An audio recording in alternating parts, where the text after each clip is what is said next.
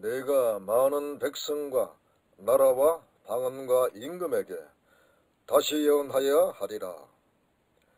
You must prophesy again about many peoples, nations, languages, and kings. 할렐루야! 사랑하는 성도 여러분, 동역자 여러분, 오늘도 주님의 평강이 함께 하시기를 축복합니다. 이 시간은 요한계시록의 특징에 대하여 두 번째 강의 시간입니다.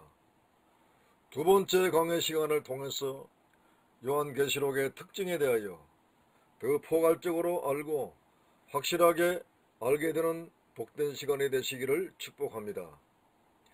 이 동영상 강의를 들으시는 성도님들과 동역자님들에게 하나님께서 무한한 지혜와 계시의 영을 충만하게 부어주실 줄 믿습니다.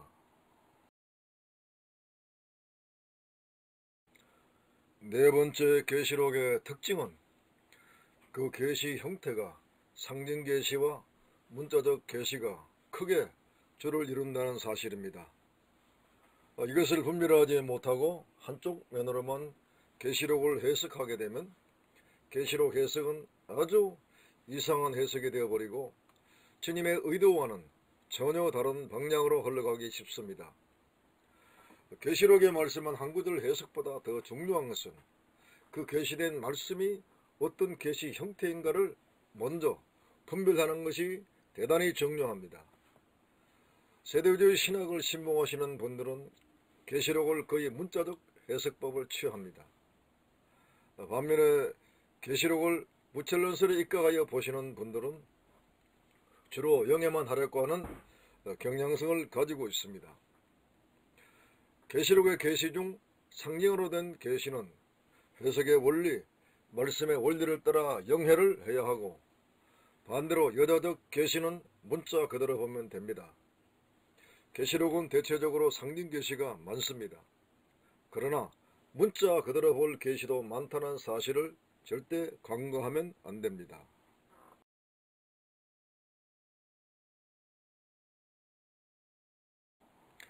계시록에서 한 예를 들도록 하겠습니다. 계시록 6장과 8장, 9장의 7인과 7나팔의 계시는 전부는 아니지만 거의 상징 계시입니다. 반면에 계시록 16장 7대접의 계시는 거의 문자 그대로 보면 되는 계시입니다. 좀 더 구체적으로 말씀을 드리면 계시록 8장 나팔 계시 속에 등장하는 땅, 강, 물샘, 바다, 배, 고기, 해, 달, 별이 등장합니다. 이는 모두 하나님의 뜻을 상징으로 계시하셨기 때문에 반드시 영적 해석을 해야 합니다. 반면에 계시록 16장도 동일하게 땅과 강과 물샘, 바다, 고기, 해, 달, 별이 등장합니다. 여기에 등장하는 모든 사물들은 문자 그대로 보고 해석하면 됩니다. 왜냐하면 계시록 16장의 7대접 계시는 재앙이요 심판받는 실제적 광경이기 때문입니다. 그런데 이와 같은 계시 형태를 정반대로 보거나 혹은 일방적 계시 형태로 보고 해석하면 해석이 어떻게 되겠습니까? 하나님이 계획하신 구속사를 인위적으로 확 틀려버리게 하는 우를 범하게 될 것입니다. 구속사 중심으로 강의하는 이 동영상 강의를 들으시는 모든 분들은 확실한 분별력을 가지시기를 주님의 이름으로 축복합니다. 그 다음 5번째 계시록의 특징은 계시록이 7인의 구조로 계시된 것이 그 특징입니다. 계시록의 계시를 한 구절로 정리하면 7인의 구조로 계시하신 책이다 라고 할 수가 있습니다. 7인의 구조는 하나님의 구속사의 계획을 말하는 것으로 구속사의 설교, 도면과 같다 하겠습니다. 이것은 사람이 인위적으로 디자인한 구조도가 아닙니다. 영원하신 하나님께서 이미 영원전에 계획하신 구속사의 도면이며 하나님 나라 건축 설계의 도면입니다. 그 설계의 도면이 바로 일곱인의 계시입니다. 그리고 일곱인의 구조 안에 있는 일곱 나팔의 계시입니다. 사랑하는 성도 여러분, 동역자 여러분, 이스라엘 민족은 하나님의 나라를 건설하는 건축자의 사명을 받았습니다. 그러나 건축주가 대신 하나님의 뜻을 모르는 무지 속에서 자기들의 의만 세우려다가 구속사의 사명에서 버림을 받고 말았습니다. 이 사실을 베드로전서 2장 7절과 8절에서 이와 같이 말씀하십니다. 건축자들의 버린 그 돌이 모퉁이의 머릿돌이 되고 또한 부딪히는 돌과 그치는 반석이 되었다 하니라. 저희가 말씀을 순종치 아니함으로 넘어지나니 이는 저희를 이렇게 정하신 것이라. 이 말씀에서 건축자는 바로 이스라엘 민족을 말합니다. 그런데 이들이 하나님 나라의 머릿돌 대신 예수님께 불순종하고 예수님을 버리고 말았습니다. 그 결과 그들은 하나님 나라를 건축하는 건축자의 사명을 감당하지 못하고 버림받고 말았습니다. 오늘날 이 시대의 하나님의 나라를 건축하는 건축자는 누구입니까? 유대인들이 아닙니다. 주님의 종들이 아닙니까? 그러나 우리들도 하나님의 구속사의 계획을 알지 못하는 무지 속에서 주님을 거역하면 우리 또한 건축자의 사명을 감당하지 못합니다. 부디 일곱인으로 계시하신 구속사의 설계도를 바르게 알고 주님의 동력자로서 하나님의 나라를 건축하는 건축자의 사명을 주님 오실 때까지 잘 감당하시기를 주님의 이름으로 축복합니다. 그리고 건축자로서 가장 먼저 알 것이 있습니다. 이미 한번 말씀을 드렸습니다. 그것은 일곱인 구도의 핵심이라고 할 수 있는 일곱인이 개봉되는 시점과 일곱 나팔을 부는 시점을 알아야 하는 것입니다. 아무 때나 인을 떼고 나팔을 부는 것이 아닙니다. 그리고 7년 대환란 때부터 인을 떼고 그 뒤를 이어 시리즈로 일곱 나팔을 부는 것도 결코 아닙니다. 그 시점은 제1강에서도 말씀을 드렸지만 어린 양의 십자가가 바로 그 기점입니다.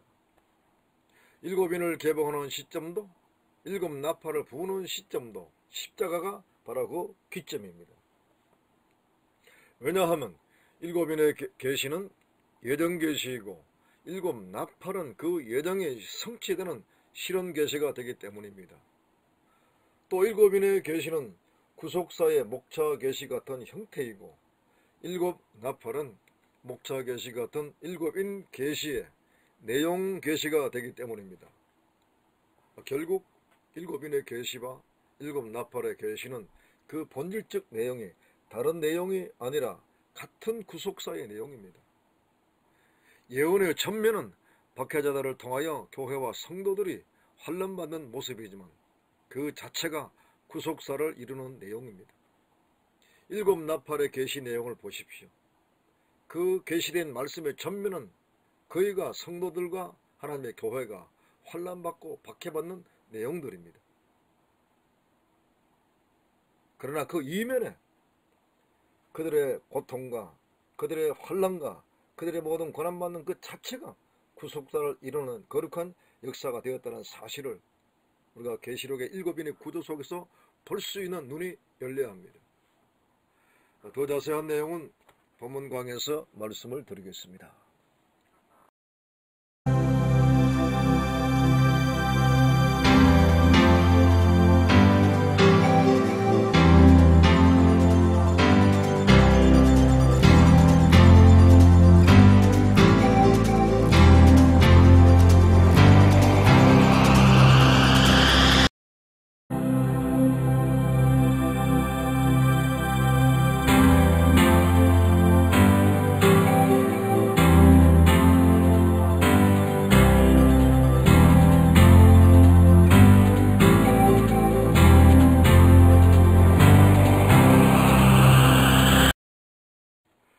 그 다음 여섯 번째 계시록의 특징은 계시록의 말씀을 꿀처럼 달게 받아먹고 배에서 쓴 것을 체험해야 될 책입니다. 계시록 말씀을 먹는 개념이 실체화되어 있지 않은 분들은 그냥 계시록을 공부나 하고 종말론 지식을 얻어서 적절하게 목회에 활용하려고 하는 태도를 가지려 할 것입니다. 이와 같은 태도는 계시록의 말씀을 계시하신 주님의 뜻이 절대 아닙니다. 계시록을 수신한 사도 요한도 작은 책에 드는 계시록의 말씀을 공부한 것이 아니라 꿀처럼 받아 먹고 배에서 쓴 것을 체험했습니다. 그렇다면 이 시대 주님의 종들도 요한처럼 계시록의 말씀을 꿀처럼 받아 먹고 쓴 것을 체험해야만 됩니다.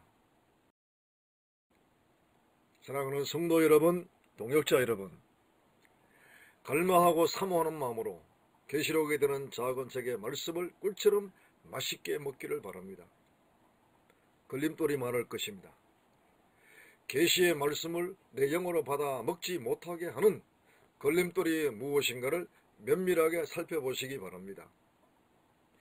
기존의 종말론 지식만을 고수하고자 하는 마음, 또 극단적인 이단 사상에 물든 마음, 그리고 계시록을 구속사의 영광보다도 재앙과 심판의 책으로 인식하며 두려워하는 심령들은 모두가 계시록의 말씀을 영으로 받아 먹지 못하게 하는 걸림돌이 될 것입니다. 또 계시록을 설계하면 오해받을까 염려하는 마음, 계시록을 교회 부흥에 이용하고자 하는 욕망, 교회 부흥에 대한 욕망, 종말 사역에 대한 사명감, 결여, 그리고 계시록을 보고 들어도 단맛을 체험하지 못하는 이와 같은 모든 심령들이 계시록의 말씀을 영으로 받아 먹지 못하게 하는 하나의 걸림돌이 됩니다. 특별히 종말 사역에 대한 사명감을 가지지 못하는 심령, 이와 같은 모든 부분들이 계시록의 말씀을 영으로 받아 먹지 못하게 하는 걸림돌인 줄 아시고 이 걸림돌을 다 제거하는 여러분 되시기를 주님 이름으로 축복합니다. 성령께서 보여주시는 대로 회개하고 버림으로 말씀의 계시만 받을 수 있는 선수한 마음을 준비하시기를 바랍니다. 그리고 계시의 말씀을 먹으면 반드시 십자가의 과정이 있습니다. 그것이 바로 선 것입니다. 주의 종들이 영적으로 선 것은 주님의 십자가밖에 없습니다. 반드시 말씀으로 인한 십자가의 과정이 있습니다. 예언의 말씀이 내 영 안에서 거룩한 십자가 영성이 되도록 행하시는 주님의 극진한 사랑입니다. 예언의 말씀은 그 영성이 십자가의 영성입니다. 왜냐하면 예언의 말씀도 구속사의 말씀이기 때문입니다. 사랑하는 성도 여러분, 동역자 여러분, 설교집은 쓰지만 그 접이 있으므로 음식물을 소화시켜 건강한 사람으로 활동을 하게 합니다. 기쁨과 감사함으로 예언의 말씀을 받아 먹으시고 기쁨과 감사함으로 십자가를 통과하여 전세계 만방에 다시 예언의 말씀을 증거하는 증인의 삶을 사시기를 주님의 이름으로 축복합니다. 마지막 7번째 계시록의 특징을 말씀을 드리겠습니다. 7번째 계시록의 정말 중요한 특징은 재림 주님을 영접하기 위한 마지막 준비의 책이라는 사실입니다. 계시록은 7인의 구조로 계시하신 책으로 그 특징은 예언의 말씀이라는 사실을 이미 말씀을 드렸습니다. 그 예언이 완전히 성취되는 날은 주님이 재림하시는 날입니다. 그러므로 계시록의 말씀을 받아먹는 모든 성도들은 주님의 재림을 갈망하고 주님을 영접하기 위하여 성도의 신앙을 준비하는 것은 너무나 마땅할 것입니다. 주님의 재림을 영접하는 신부 성도의 인격적 모습을 계시록의 예언에서 7가지로 말씀을 드리겠습니다.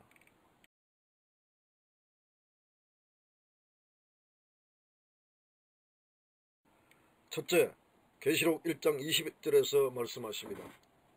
예수님의 오른손에 붙잡힌 7별 같은 종으로 준비가 되어야 합니다. 두 번째는 계시록 14장 4절에서 5절의 말씀으로 하나님의 인받은 종이 되도록 7대 인격으로 준비가 되어야 합니다.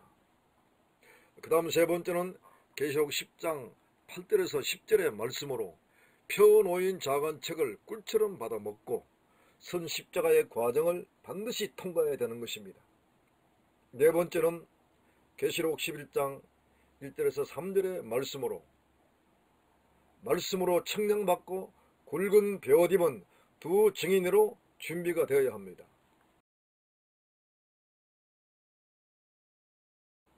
다섯 번째는 계시록 19장 8절의 말씀으로 신부 성도가 입어야 할 세마포, 곧 성도들의 옳은 행실로 단장을 해야만 합니다. 여섯 번째는 계시록 19장 11절에서 14절의 말씀으로 백마탄 예수님만 따라가는 그리스도의 군병으로 훈련이 되어야만 합니다. 마지막 일곱 번째는 계시록 21장입니다. 신부 성도의 인격으로 상징된 새 예루살렘의 성의 모습이 내 안에 먼저 건축이 되어야 한다는 사실입니다. 사랑하는 성도 여러분, 동역자 여러분, 일곱 가지로 드린 말씀은 주님의 종으로서 거룩한 성도로서 반드시 준비할 사항입니다.